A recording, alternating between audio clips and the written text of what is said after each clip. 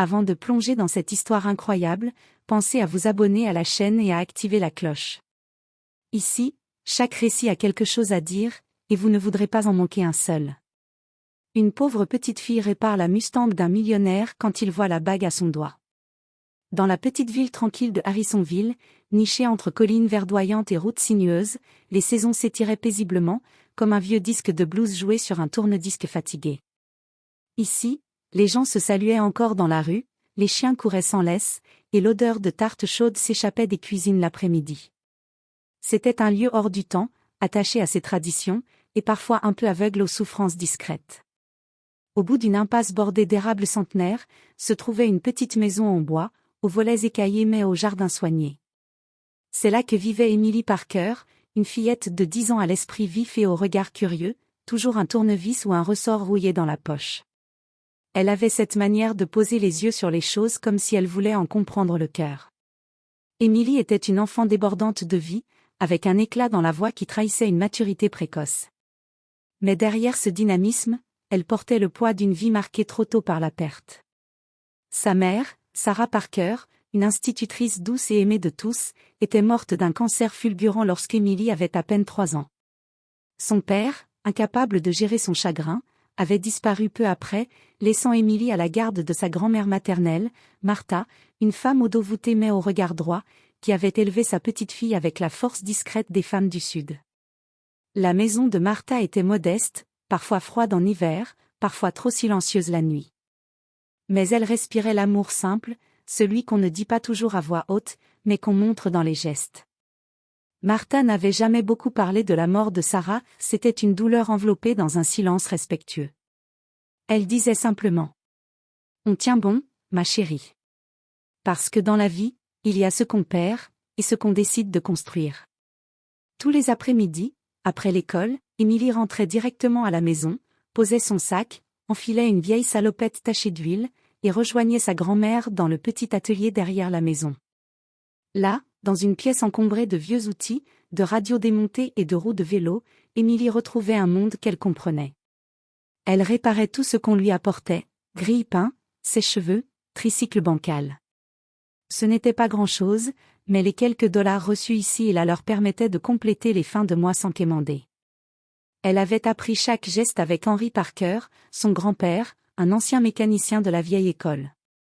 Avant de mourir d'un infarctus dans son garage, il lui avait transmis un don précieux, celui de ne jamais sous-estimer le pouvoir des mains qui travaillent, et des cerveaux qui observent. Emily l'écoutait pendant des heures, fascinée par sa capacité à redonner vie à un moteur fatigué ou à deviner le problème d'une voiture rien qu'en entendant son souffle mécanique. Depuis, elle passait ses nuits à lire des livres d'ingénierie à la bibliothèque de l'école, à démonter des réveils pour comprendre le mécanisme, à rêver de construire un jour ses propres inventions.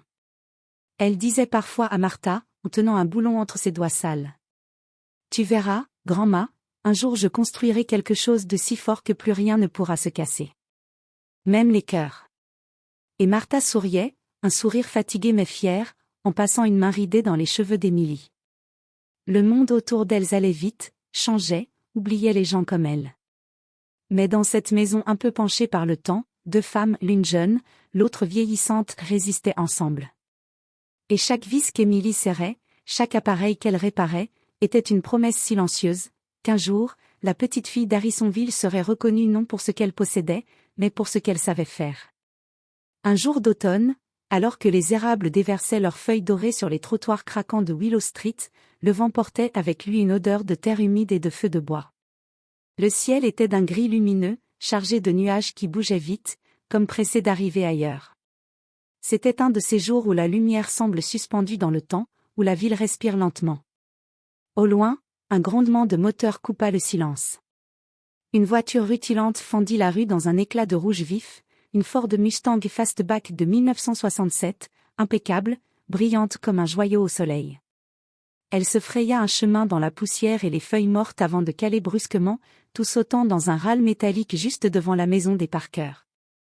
Le bruit attira l'attention d'Emily, qui, à genoux sur le porche, était en train de réparer un vieux ventilateur. Elle leva les yeux, plissa les paupières et observa la voiture avec un mélange d'étonnement et de curiosité. La Mustang n'avait rien à faire ici. C'était une bête de collection, rare et précieuse, bien loin des PQPS fatigués et des berlines cabossées du quartier. La portière s'ouvrit dans un claquement sec, et un homme en descendit. James Whitman.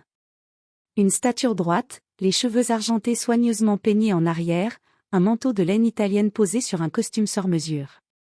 Ses chaussures, en cuir noir lustré, heurtaient le gravier comme s'il marchait sur une moquette de bureau. Tout en lui respirait l'assurance des puissants. Il tira une montre luxueuse de sa manche et regarda l'heure, visiblement irrité. Il fit quelques pas autour de la voiture, ouvrit le capot, regarda rapidement le moteur comme un homme qui se veut compétent, mais dont les gestes trahissaient l'impatience plus que la connaissance. Puis, balayant les alentours du regard, il aperçut la silhouette frêle d'Émilie. Elle était en salopette, les joues noircies d'une trace de graisse, un tournevis à la main, les coudes éraflés. Elle fixait la scène avec une intensité silencieuse. James haussa les sourcils, amusé et un peu moqueur. « Petite fille, tu crois pouvoir m'aider » lança-t-il, un demi-sourire aux lèvres. Cette voiture est un bijou rare, pas un jouet. Il s'attendait à la voir détourner le regard, intimidé, comme beaucoup d'adultes devant lui. Mais Émilie ne broncha pas. Elle se leva, essuya ses mains sur un vieux chiffon qu'elle portait à la ceinture, puis descendit calmement les marches du Porsche. Elle s'approcha, droite, avec une sorte de calme instinctif qui ne venait ni de l'orgueil ni de l'insolence, mais de cette certitude tranquille qu'ont les enfants qui ont appris à survivre. « Je peux essayer, monsieur, » répondit-elle. « Je connais bien les voitures. Mon grand-père m'a tout appris. » James, bien qu'amusé, était aussi pressé. Il jeta un regard à sa montre suisse, une pièce rare offerte lors d'un gala à Tokyo, puis soupira. Il n'avait pas de temps à perdre avec des enfantillages. Mais quelque chose, peut-être la sérénité inhabituelle d'Émilie ou cette confiance tranquille qu'elle dégageait, le poussa à hocher la tête. « Très bien, vas-y, impressionne-moi. » Émilie ne répondit rien. Elle posa doucement son chiffon sur le pare-choc et s'agenouilla près de la Mustang. À cet instant, elle n'était plus une enfant face à un milliardaire, mais une technicienne face à une machine. Ses doigts glissèrent le long du capot, comme pour ressentir le battement de l'engin avant même de l'ouvrir. Elle leva les bras, déverrouilla le loquet, et souleva le capot d'un geste fluide, presque cérémoniel. Le moteur, d'un noir impeccable, brillait sous la lumière d'automne. Émilie se pencha, son visage éclairé par la réflexion métallique. Elle balaya des yeux les câbles, les bornes de batterie, les connexions, avec un regard que James reconnut immédiatement, celui d'un esprit qui voit au-delà de la surface. Elle effleura un connecteur du bout des doigts, fronça légèrement les sourcils.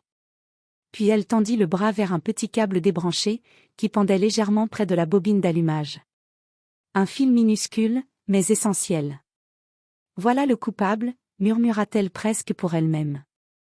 Elle le rattacha avec précision, ajusta la cosse avec une clé qu'elle avait gardée à la ceinture, puis tapota doucement 2 connexions supplémentaires.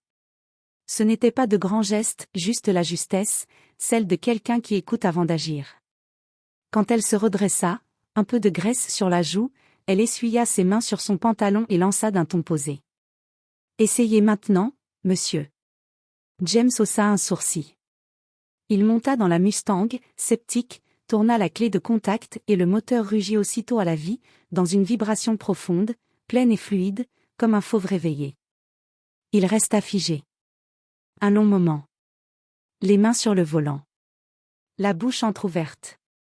Il coupa le moteur, sortit lentement du véhicule, son regard fixé sur la fillette qui l'attendait en silence, les bras croisés dans le froid de l'automne. « Tu es incroyable, Émilie. Comment as-tu appris à faire ça ?» Il n'y avait plus de moquerie dans sa voix. Juste de la surprise, de l'admiration, et cette stupeur sincère que seuls les vrais moments inattendus provoquent. Émilie baissa un peu les yeux, rougissant légèrement. « Mon grand-père. Il était mécanicien. Il m'a tout appris avant qu'il ne parte. Il disait qu'un moteur, c'est comme un cœur. Si tu l'écoutes bien, tu sais ce dont il a besoin. » Elle hésita une seconde, puis ajouta, d'une voix plus douce. « Je répare souvent des choses chez nous. Des vélos, des radios, des machines à pain, un grille-pain aussi, une fois, qui fumait dès qu'on le branchait. Ma grand-mère dit que j'ai des mains de miracle. James la fixait, frappé par cette contradiction fascinante, une enfant venue d'un quartier oublié, habillée de vieux vêtements, capable de dompter un moteur rare que peu d'ingénieurs oseraient toucher. Ce n'était pas de la chance. C'était du talent brut, de la finesse, de la patience. Et, au fond de tout ça, quelque chose de plus précieux encore, l'amour. Celui d'un grand-père qui avait transmis plus qu'un savoir, et d'une grand-mère qui avait nourri la confiance de cet enfant dans un monde qui ne lui avait rien promis. James sentit quelque chose remuer en lui. Une émotion qu'il connaissait mal. Pas de la pitié. Pas de la charité. Du respect. Il recula d'un pas, toujours sous le choc. « Tu ne veux pas devenir mécanicienne, un jour ?» demanda-t-il, un sourire sincère enfin aux lèvres. Émilie leva les yeux vers lui, avec l'éclat des rêves bien gardés. « Non, monsieur. Je veux devenir ingénieur. Concevoir des choses. Les inventer. Peut-être même des voitures comme la vôtre, mais encore meilleures. » James hocha lentement la tête. « Tu le peux. Je crois que tu le peux, Émilie Parker. » Alors qu'Émilie se redressait, tapotant la poussière sur ses genoux avec la nonchalance d'une enfant habituée à se salir les mains pour faire ce qui doit être fait, James Whitman resta là, les bras croisés, silencieux, le regard encore accroché au moteur qui ronronnait comme un fauve rassuré. Mais bientôt, ses yeux se détachèrent du capot pour se poser sur la main gauche d'Émilie. Elle était fine, encore enfantine, un peu écorchée, avec des ongles courts tachés d'huile. Mais ce qui attira son attention fut cette bague simple, discrète, une fine alliance en or pâle, usée par le temps, presque trop grande pour les doigts d'Émilie. Elle n'avait rien de remarquable à première vue, et pourtant, elle détonnait. Comme une promesse fragile dans un monde rude. James la fixa, le regard plissé.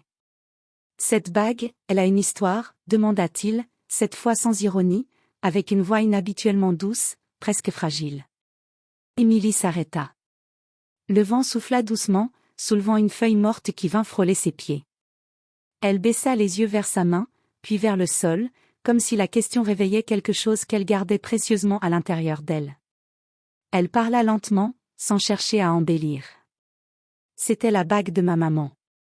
Elle marqua une pause, ses doigts jouant doucement avec l'anneau. Elle est partie quand j'étais bébé. Je ne m'en souviens pas vraiment. Juste sa voix, peut-être. Ou son parfum, je ne sais pas si c'est un vrai souvenir ou quelque chose que mon cœur a inventé.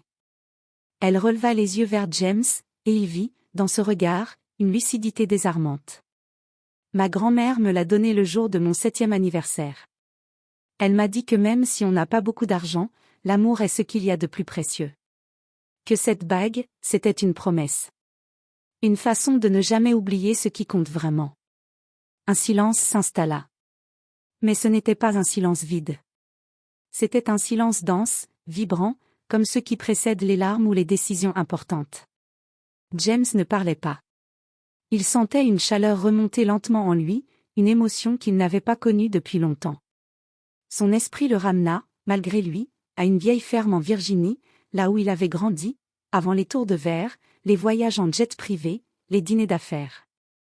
Il se souvenait de sa propre mère, Marjorie Whitman, une femme forte et aimante, au rire clair, toujours les mains pleines de farine ou de fleurs, et qui portait, elle aussi, une petite bague dorée. Elle l'avait gardée toute sa vie, même lorsque son mari les avait abandonnés. Elle disait : « C'est pas l'or qui compte, Jamie. C'est ce qu'il porte. Une histoire, un souvenir. Une vérité. » James sentit un nœud dans sa gorge. Il détourna brièvement les yeux, gêné par cette vulnérabilité qu'il n'aimait pas montrer. Mais Émilie, elle, restait là, droite, fière, sans chercher à l'émouvoir ni à se plaindre. Elle n'avait rien demandé. Elle avait juste offert une part de son monde. Et dans ce monde, malgré la pauvreté, malgré les absences, vivait encore l'essentiel, la transmission, la mémoire, l'amour. James comprit alors que cette fillette, sans le savoir, venait de lui rappeler quelque chose qu'il avait enfoui sous les contrats, les bénéfices, les apparences. Elle ne portait pas un bijou. Elle portait un héritage. Il inspira lentement. « Tu sais, Émilie ?» Il hésita, cherchant ses mots. Ma mère aussi portait une bague comme celle-là. Elle n'avait rien, mais elle m'a donné tout ce qui m'a construit. J'ai, peut-être oublié ça, en cours de route. Il sourit doucement, un sourire sans masque. Et toi, tu me le rappelles aujourd'hui. Par ton regard. Par tes mains. Par cette bague. Émilie hocha la tête, touchée, mais ne répondit rien. Elle n'avait pas l'habitude de recevoir des compliments. Elle préférait faire, plutôt que parler. James s'agenouilla à son tour, à hauteur d'elle, et la regarda droit dans les yeux. Ne laisse jamais ce monde te dire que tu n'as pas de valeur. Tu as déjà ce que beaucoup cherchent toute leur vie. Et ce que tu portes, vaut plus que tout l'or de mes entreprises. Et dans ce moment suspendu, entre une fillette en salopette et un homme d'affaires vêtu sur mesure, se jouait une scène invisible aux yeux du monde, celle où deux solitudes reconnaissent, sans mots de trop, leur humanité partagée. Dans les jours qui suivirent cette rencontre inattendue, James Whitman ne parvint pas à chasser Emily Parker de ses pensées. Il avait cru, au départ, que ce moment passerait, qu'il oublierait cette petite fille aux mains tachées d'huile et au regard trop sérieux pour son âge. Mais chaque fois qu'il montait dans sa Mustang, que le moteur ronronnait sous ses doigts, il entendait les mots d'Emily. Et chaque fois qu'il observait ses tableaux de chiffres, ses salles de réunion impersonnelles, ses discours calibrés lors de conférences prestigieuses, il sentait un vide croître en lui, un vide qu'un simple regard d'enfant avait réveillé. Une semaine plus tard, il retourna dans le quartier pauvre de Willow Street, non pas en Mustang, mais à pied, sans chauffeur, les mains dans les poches, sans prévenir. Il frappa à la porte de la maison des Parker, un peu nerveux. Martha, la grand-mère d'Emily, ouvrit. Elle plissa les yeux, surprise de voir ce grand homme en manteau de laine grise sur son perron. « Mademoiselle Parker est-elle disponible » demanda-t-il, un sourire timide aux lèvres. Emily arriva quelques secondes plus tard, les cheveux attachés, une clé anglaise encore à la main. Elle ne dit rien, se contenta de le fixer, interrogative. James inspira profondément, puis s'adressa à elle avec une franchise rare. « Emily, je veux t'aider. » Il s'agenouilla presque à son niveau, dans une posture qui contrastait avec sa stature habituelle. « Je vais financer tes études. Pas seulement l'école secondaire, mais jusqu'à l'université. Tout. Livres, matériel, voyage s'il le faut. Tu veux devenir ingénieur ? Alors tu le deviendras. Je veux que tu aies les meilleures chances. » Un silence accueillit ces paroles. Martha porta lentement une main à sa bouche. Emily, elle, recula d'un pas, comme si elle avait mal compris. Elle plissa les yeux, cherchant la blague, le piège, le doute. « Pourquoi, moi » souffla-t-elle. James ne chercha pas à enjoliver. « Parce que tu m'as rappelé quelque chose d'essentiel. Parce que tu as du talent, de la détermination, et que tu ne demandes rien à personne. Tu mérites cette chance, Emily. Et je peux te l'offrir. » Les larmes montèrent dans les yeux de Martha. Ce fut elle qui parla, d'une voix tremblante. « Monsieur Whitman. Je ne sais pas quoi dire. On n'a jamais eu ce genre de miracle dans notre vie. » « Ce n'est pas un miracle, » répliqua James doucement. « C'est de la reconnaissance. » Ce geste ne changea pas seulement leur situation matérielle. Il transforma l'énergie même de leur quotidien. Emily ne marchait plus vers l'école comme avant. Elle portait maintenant son sac comme une promesse. Elle levait la main en classe avec l'assurance de celle qui sait que son rêve a un avenir. Elle passait des heures à lire, à démonter de vieux objets, mais aussi à écrire des lettres à des écoles d'ingénieurs, à imaginer des plans de moteurs plus silencieux, plus écologiques. Et surtout, elle n'oubliait jamais d'aider sa grand-mère à la fin de la journée. James, de son côté, ne s'arrêta pas là. La rencontre avec Emily avait déclenché chez lui une vague plus profonde. Il découvrit que dans sa propre ville, des dizaines, des centaines d'enfants brillants étaient freinés par la pauvreté. Alors il lança la Whitman Foundation Fort Talent, un programme éducatif qui identifiait et soutenait des jeunes à fort potentiel dans les zones défavorisées. Il ne voulait plus être un homme qui construisait des tours. Il voulait bâtir des destins. Il revint souvent chez les Parker, pas en bienfaiteur, mais en ami.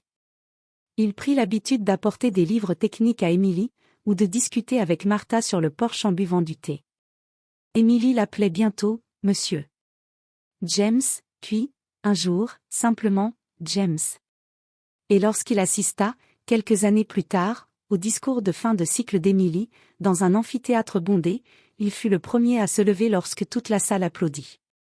Elle parlait avec clarté, avec force, et portait toujours à sa main gauche la vieille bague dorée, plus précieuse qu'aucune distinction. Emily Parker devint non seulement ingénieure, mais aussi un symbole vivant de résilience pour Harrisonville. Elle créa sa propre entreprise, employa des jeunes du quartier, et devint mentor à son tour.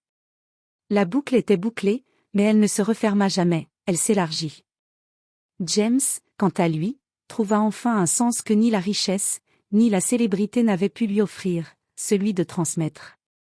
Cette histoire n'est pas seulement celle d'un moteur réparé. C'est l'histoire d'un cœur qui redémarre, d'un destin qui bascule, et d'un lien humain qui dépasse les classes, les âges, et les apparences. C'est la preuve que parfois, il suffit d'écouter quelqu'un qu'on n'attendait pas, pour changer de vie. Peut-être même des centaines.